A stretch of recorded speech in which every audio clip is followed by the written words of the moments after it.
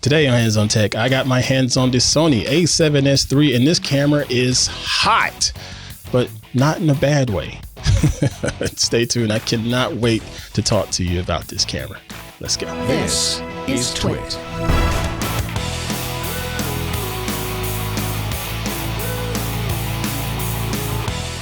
Well, hey, what's going on, everybody? I'm Pruitt, and this is Hands on Tech here on TWiT TV. Hope y'all are doing well. I'm unbelievable as always. I had the honor and pleasure to have a camera sent to me from the folks at Sony, and it is the Sony a7S Mark III. Yes, this was the mythical cinema, well, maybe not a cine camera, but boy, it is pretty daggum close to being such. Yeah, this is their model that came out just a handful of months ago, not too long ago, but it is still quite noteworthy on the market if you are a content creator. This is a camera body that is a full frame mirrorless system, but it is not a super tiny compact mirrorless system like that A7C that I demoed previously, and just quite wasn't for me. I'm sorry. It is what it is. But this body is so much better. It feels much like the A7R4 in that body. I haven't played with the new A1 just yet, but this definitely feels great in the hands and is easy to work with. Everything is in the right spot when it comes to controls on here. I'm not quite sure about the record button, but I think it'll be just fine. To have the record button on the top of this camera, I sort of wish that it had some sort of button dedicated to it on the back, but that's okay. You can easily go through the camera menus and set up custom buttons, which are on the back of this device, and tell it to be a record function for you. So that's pretty good for you in this case. Speaking of menus, Sony has been notoriously horrible with their menu systems. Well, on this model here, this is much better. They have the new Sony menu system, and it's still pretty dense, but it's laid out much better, and everything makes sense when you start to cycle through the different options, regardless of the camera mode that you're in. At one point in time, you just have your camera set to a photo mode, and as you're scrolling through the menus, you would only see the photo capabilities. And sometimes you needed to try to change your video settings in there as well, but you have to flip back to the video mode to see all of the different video options. But this is so much better. It's really intuitive, and you can find everything fairly quickly without trying to figure out what this symbol means and what that symbol means. So kudos to Sony on that. I wasn't a fan of their menus previously, but this was much better. If we look at the camera body itself, we have these additional ports on the side. We have a USB-C, we have a mic jack and a headphone jack. And the USB-C on here is allowing you to connect a power source to it so you can actively charge this camera while you're out in the field shooting, just in case you're worried about your battery life. If you have a power bank, you can connect it to this USB-C port, and it will charge up and keep it rolling for you for as long as your power bank will last. Really nice feature, and it doesn't really get in the way depending on how you have your camera rigged up in the field. The biggest feature on this, though, is I'm going to close these little doors, which I do like. They don't just sort of dangle and hang around and get in the way. But I like this door in particular. This is a full size, I said it, full size HDMI port, not that tiny micro crap that we've been finding on most cameras out there, including that expensive Canon R5. I do like the Canon R5, but that tiny little micro HDMI port really does bother me. This is a full size. This is going to be much more reliable from a durability standpoint, because those tiny HDMI ports, they can take a beating and can get damaged pretty easily. And it can scare me at times to see those out there in the field. But Sony, kudos to you for adding that on there. And then also you have your regular card slots. This is much better on the implementation. This is dual card slots, and then CF Express cards, but they can also take regular SD cards. I highly recommend using the UHS-2 SD cards because they're going to be a lot faster. But the beauty of this is they're the same size slots. So it's not like, say, my cinema camera that I'm using right now to record this on. I have to use a CF Express type B card, and it's a lot larger, and I can't put anything else in that slot but that type of card. Here, you can go with whatever card you like to use, whether it's an SD or a CF. And that's a big, big advantage. Perfect for all of the video capabilities that this camera has built into it. Okay, so when you start talking about the Sony a7S III, you're going to talk about video. You're not going to talk about photography as much because that's just not what they want this camera to be. Yeah, it's a hybrid, but it's really focused more towards video. If you shoot photography, you're going to get about 12 megapixels out of this from your image quality, which is okay. It's not the bestest, but it's okay. It's quite serviceable. Don't expect to be able to make some really large prints or anything like that, but you can get some 5x7s and things like that or what have you and be just fine. So if you're a wedding photographer and a wedding videographer, this is quite serviceable for that, for some wedding portraits, not all of your wedding portraits. Now, the meat, what makes this thing shine, it's the video capability. All right, so 4K shooting is all of the rave and all of the craze these days. Nobody's really trying to shoot in HD.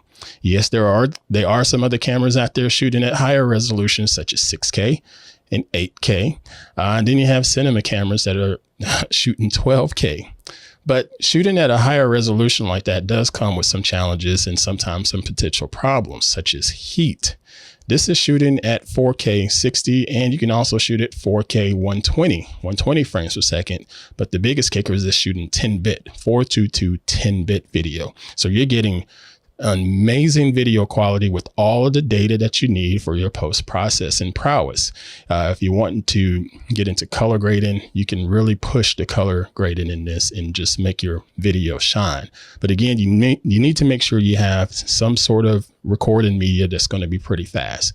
Don't just grab a standard SD card. Get an SD card that is at least UHS-2, and I recommend getting a V60 card if you can, at the very least, a V60 card or a V90, because those CF Express cards can be quite expensive, but they are worth it as far as the performance goes.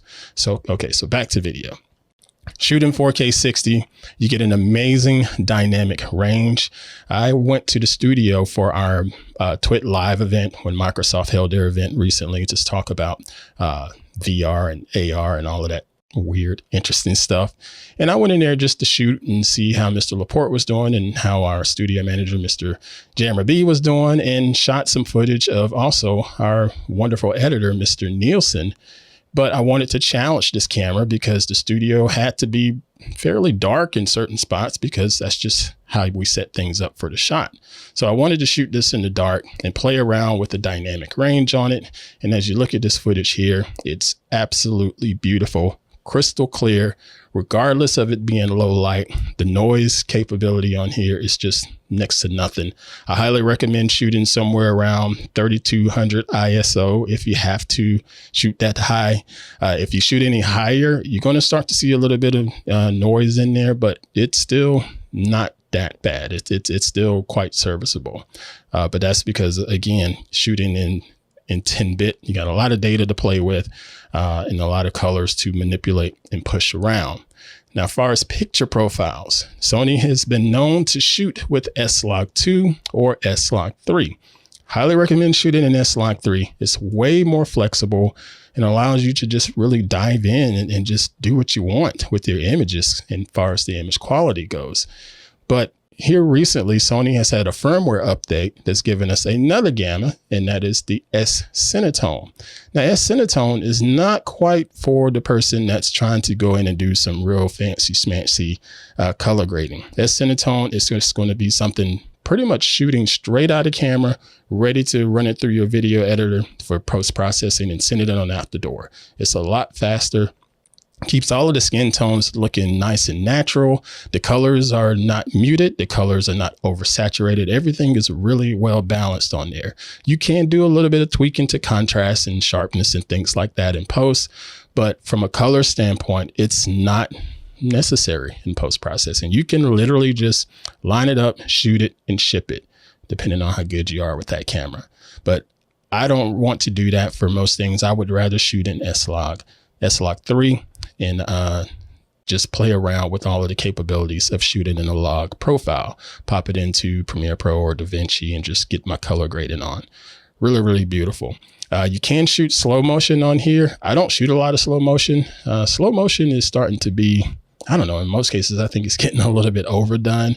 But you can use it every now and then, and it's got the S&Q to shooting up 240 frames, and it'll do just fine from even keeping focused, autofocus during that. So another big check mark to Sony as far as just the processing power that goes into this. The autofocus is sharp regardless of the mode that you're in. There is a little bit of a crop when shooting in 4K. It's full frame, but you're going to get about a 1-to-1 crop when shooting in 4K versus 1080p. And it still looks good. It's not something that's totally obvious the way the Canon R used to be when you shot in 4K. That was a horrible experience. Man, that was a horrible experience. But this is really doing a good job. But something that I like to point out is even though you're shooting in 4K 60 and 4K 120, that's a lot of data being processed on here.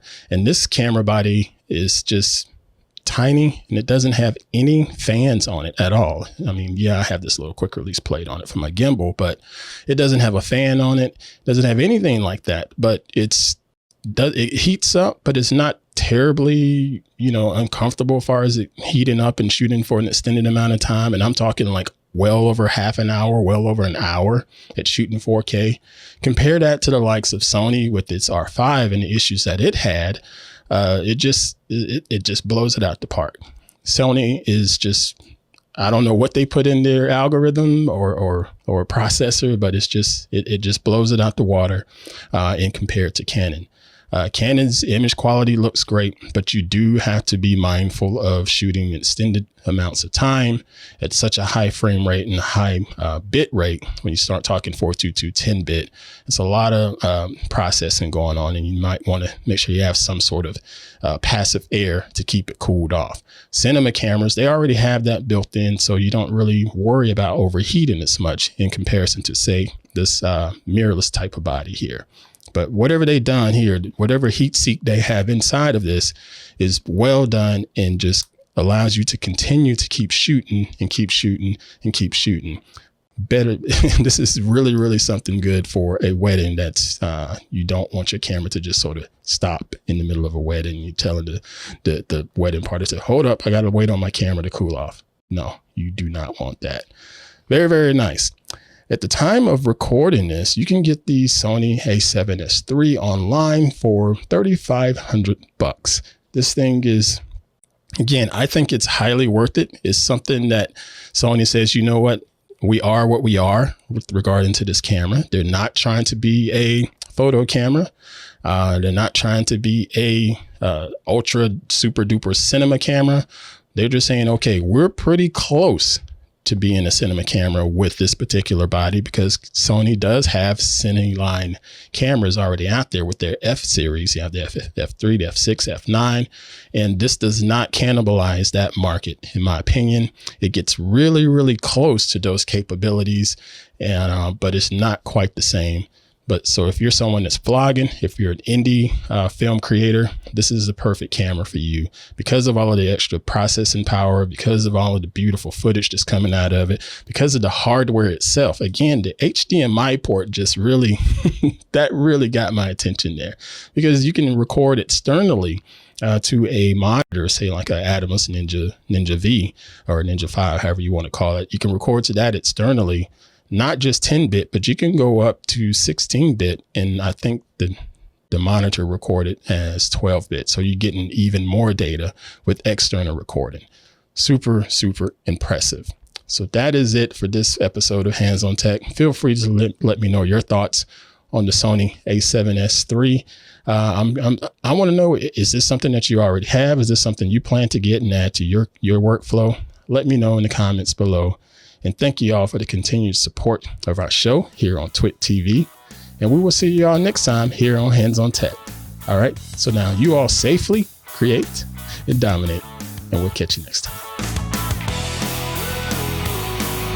Keep up with all the hottest tech news and gadgets. Visit twit.tv. There you'll be able to find and subscribe to all our tech shows. Thanks for watching Hands on Tech.